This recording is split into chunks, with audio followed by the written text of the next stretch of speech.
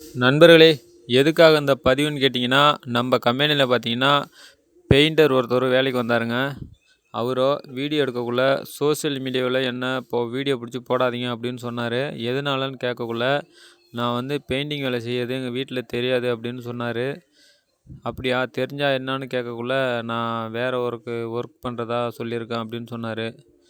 அது எதனால அவர் சொன்னாருன்றது நம்மளுக்கு தெரியாது.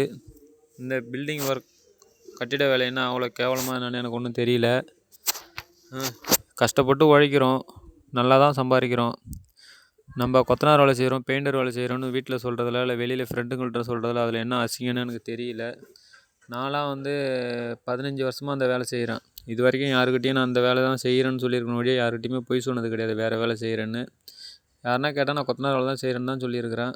நம்ம செய்கிற வேலை வந்து எந்த வேலை செஞ்சாலும் அது வந்து அசிங்கம் கிடையாது. கஷ்டப்பட்டு உழைக்க போகிறோம், அவ்வளோதான். எந்த வேலை செஞ்சாலும் மனசுக்கு பிடிச்சி செஞ்சோம்னா அது நம்மளுக்கு சந்தோஷம்தான். அதனால் அது எதனால் அவர் சொன்னார்னு தெரியல, அது அவருக்கு தான் தெரியும்.